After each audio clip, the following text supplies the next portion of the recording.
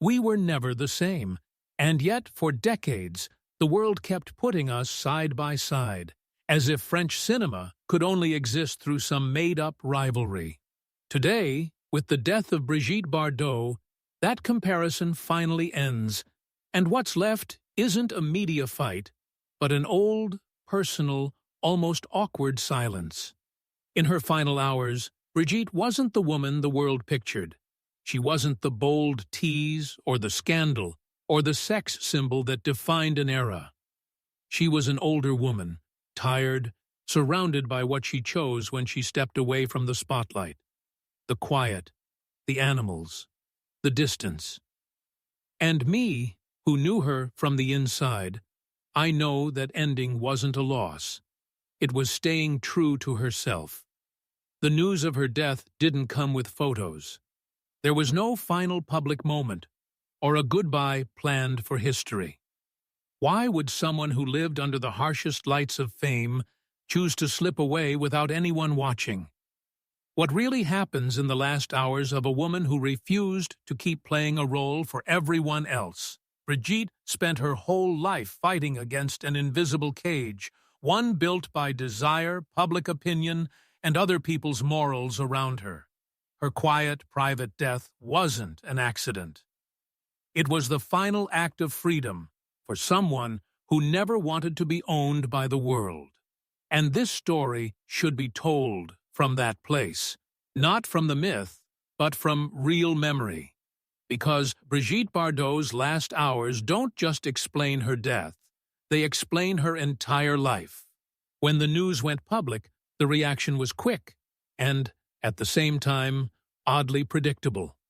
Big headlines, the same old photos repeated over and over. Clips from movies cut like the past could fit into a few famous shots. The world mourned Brigitte Bardot the way it had learned to, through nostalgia, through the myth, from a safe distance that avoids facing the full complexity. I watched it all with a calm that even surprised the people around me, not because it didn't hurt, but because I knew that noise didn't belong to her. Brigitte had spent too many years fighting for her right not to be explained by others. And yet, once again, the world rushed to define her. For many, her death marked the end of a golden age in French cinema. For others, the close of a controversial figure who never said sorry. But almost no one talked about the real woman who chose to leave the spotlight when she could have kept ruling it. That choice, misunderstood at the time, now looks like one of her smartest decisions. Brigitte understood sooner than anyone that fame doesn't grow old with you. It leaves you behind. Our relationship was never what the media imagined. There was no close rivalry or dramatic shared secrets. There was respect, and that respect grew exactly because we were different. I chose to stay in cinema, to work with it, to live by its rules. She chose to break away completely. And in that difference, we understood each other without needing words. I remember thinking, when I heard the news, that her death wouldn't cause a scandal but a quiet debate. A silent discussion about the cost of freedom, about unwanted motherhood, about a woman's right to choose how she lives and steps back. Brigitte stood for all those questions without giving easy answers, and that makes people uncomfortable even after she's gone. While social media filled with mixed messages, admiration, blame, idealizing, I couldn't stop thinking about something simple. Brigitte left exactly like she lived the last 50 years, without asking permission, without softening her edges, without giving a version of herself that's easy to swallow. That difference between the public tributes and her private reality was, for me, the real sign that her story didn't end with her death. On the contrary, a new, more honest, more uncomfortable, less pleasing reading was just starting. One that demands looking beyond the young body everyone remembers, and accepting the woman who decided not to belong to anyone. And to understand that ending, you have to go way back, long before the silence of Saint-Tropez. You have to return to the start of the myth, and the cracks that ran through it from the beginning. Going back means returning to a time when France was still figuring out how to see itself after the war, and cinema became an uncomfortable mirror. Brigitte showed up in that world as a huge break from the norm.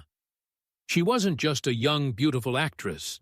She was a body that didn't apologize, a presence that messed up the morals of her time. I came later into a cinema that had started to reorganize, to get more intellectual, to explain itself. She didn't explain anything. She just existed. From the start, Brigitte carried a weight that didn't show on screen. Fame hit her too fast and too hard. She didn't have time to build a wall between who she was and what the public wanted her to be. Every move, every relationship, every silence was seen as a challenge, and that constant reading turned her life into invaded territory. Unlike others, Brigitte never learned to hide behind masks. Her vulnerability was out in the open, and the world wasn't gentle with her. I clearly remember the moment she decided to quit cinema. Many saw it as betraying the art, as an unforgivable whim. I saw it differently. I saw rare, clear thinking in that move. Brigitte realized that staying would mean losing herself as a person, that the cost of remaining was too high. Quitting young at her peak was her way of saving herself, or at least trying. From then on, her life took a path that many judged harshly. Animal activism became her new purpose, but also a new source of fights. Brigitte didn't campaign to please people. She fought to win. Her words were direct, sometimes harsh, without the polite filter public figures are expected to have. That isolated her more. She lost allies, lost forgiveness, lost the benefit of the doubt, but she never backed down. On a personal level, that consistency always impressed me. I chose to negotiate with the system. She chose to confront it. Two different paths, both valid, but only one involved such deep loneliness. Because Brigitte's loneliness wasn't an accident, it was the result of conscious choices, choices that over the years closed doors to people while opening quieter ones, more true to who she was. That path explains a lot about her later years. Brigitte didn't grow old surrounded by awards or crowds of affection. She aged in retreat, in resistance, in a kind of voluntary exile. And when her body started failing, there were almost no one left to call. Not from abandonment, but because she herself had narrowed her world to only what was truly needed. That's why, when I think of her last hours, I don't see them as separate. I see them as the direct result of a life lived without compromises, a life that narrowed down until it became silence. And that silence, far from tragic, was deeply true to her. In the final weeks, time stopped moving like it used to. Everything slowed down, got heavier, as if the house itself was breathing with trouble. Brigitte no longer talked about the future, made no plans, recalled no projects. She lived in a simple, repeating, almost ritual present. Every morning followed the same routine, not from habit, but from need. Order was her last way to stay in control. Her health had faded quietly, without public drama. No statements, no appearances. She had decided years ago that her body wouldn't be a show anymore. She protected it the same way she protected her privacy, by closing doors. Only a few people really knew how she was. I wasn't there every day, but when we talked, her voice still had that mix of strength and tiredness so unique to her. She didn't complain. She never did. But in the pauses, between sentences, you could hear the weight of a long life. She had reduced the world to the basics. Animals, memories, a few names that needed no explanation. The rest was left out, not from bitterness, but from clearing away the fake. Brigitte was always extreme in that. If something wasn't real, it had no place. That intensity, seen as bold when she was young, turned into a form of dignity in old age. The days before were calm on the surface. There were no big outward signs, no hint of an approaching end. And yet, those who knew her sensed something was closing. She didn't talk about goodbyes, but she sorted papers, gave clear instructions, reviewed old decisions. It was her way of saying farewell without words. The last day was nothing special, and that's exactly why it fit her so well. It dawned like so many others, with soft light coming through the windows. She asked for nothing extra, wanted no company. She was surrounded by what she had always chosen: silence, animal presence, a stubborn calm. Time passed without rush, as if everyone knew there was nothing to speed up or delay. There was no dramatic scene, no theatrical gesture. Brigitte left the way she had chosen to live her later years, without compromises, without noise, without explanations. The end didn't go against her life. It confirmed it. When the news came, the world reacted as usual. Headlines, debates, late judgments. Some tried to claim her image. Others dug up old controversies. I instead thought about that total consistency, about a woman who stayed true to herself, even when it meant being alone, because Brigitte didn't seek to be understood. She sought honesty, and that always comes at a high price in any time. Then came the noise. It always does. Words multiplied. Many from people who hadn't seen her in decades. Others from those who never really knew her. The world needed to explain her again, label her, justify her, even correct her, as if her death gave one last chance to tame what was never tame. Reactions were fast and uneven. There were sincere, quiet tributes full of respect. But old controversies came back too. Easy headlines, quotes taken out of context. Some tried to reduce her to one trait: the beauty, the boldness, the scandal, the loneliness. I knew, from being close, that Brigitte was always much more than those labels added up. What few understood is that her retreat wasn't running away. It was a choice, a conscious break from a system that turned her into an image before a person. She chose to leave the stage while she could still control the final move. She didn't want to age in front of cameras, didn't want to trade her dignity for nostalgia. In that, she was unrelenting and deeply brave. As hours passed, old photos started circulating, pictures of a glowing youth, scenes from movies that defined an era. The world looked at Brigitte as myth again.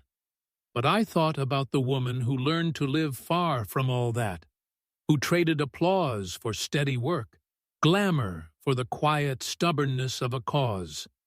About someone who understood that love doesn't always come from people. Her bond with animals wasn't a late whim or making up for something. It was consistency. In them, she found loyalty without word, presence without judgment. While the human world pointed, simplified, or attacked her, the animals just were. And for Brigitte, that was enough. In the days after, I realized her real legacy isn't just in cinema or pop culture. It's in the discomfort she still causes, in how, even after leaving, she sparks debate. Because a truly free person never stops making others uneasy. And Brigitte was that to the end. She wasn't perfect. She never claimed to be. She was contradictory, radical, sometimes tough, but she was honest with herself. And in a world that rewards pretending, that's a rare kind of courage. Now, when I think of her, I don't picture her on a pedestal or wrapped in nostalgia. I remember her strong, quiet, owner of her last move, a woman who lived by her own rules and accepted the results without asking for mercy. Her death, seen from so close, didn't make me rethink her career, but something much harder: our constant need to judge others' lives. Brigitte was watched, analyzed, and sentenced for decades, first for her body, then for her choices, later for her silence, as if a woman can't exist without constant explanations. She understood before many that fame isn't love, it's attention, and attention, when uncontrolled, becomes invasion. That's why she retired while still shining. That's why she never came back. That's why she chose a life many saw as extreme. She didn't seek public forgiveness or late applause. She sought consistency and held it to the end. In the talks we had over the years, she never spoke of regret. She talked about choices, consequences, accepting them without playing victim. She knew her way of living wouldn't be understood by everyone, but she didn't want it to be. She preferred honest loneliness to conditioned company. Her death wasn't a collapse or tragic end. It was the natural close of a life without concessions. There was no drama because she didn't need it any more. No spectacle because she had rejected it long ago. The end was as simple as her last phase: quiet, firm, final. And maybe that's the hardest lesson to accept. Not everyone is made to be liked. Not everyone is meant to fit in. Some are born to unsettle, to break patterns, to remind us that real freedom isn't comfortable or cheered. Brigitte was one of those. Today, when the world remembers her, many do it through nostalgia, others through controversy. I prefer to remember her for her loyalty to herself, for that rare bravery of not betraying who you are. Even when the cost is high, even when the applause fades, even when loneliness becomes your companion. She didn't ask for understanding, didn't ask for forgiveness, didn't ask permission. She lived as she chose and died the same way. Maybe that's why her absence feels so heavy, because it wasn't just an actress or a symbol or a legend who left. It was a woman who reminded us, with her life and her final silence, that true freedom isn't negotiated. In the end, when everything quiets down, what stays aren't the most repeated images or quoted lines. What stays is the feeling, that invisible mark left by someone who lived without asking permission. Brigitte was that, a presence that doesn't fade with time, a figure who still unsettles because she never let herself be tamed.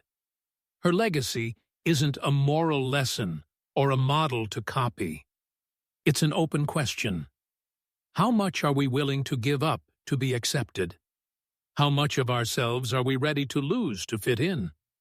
She chose to lose applause rather than lose herself. She chose silence over lies.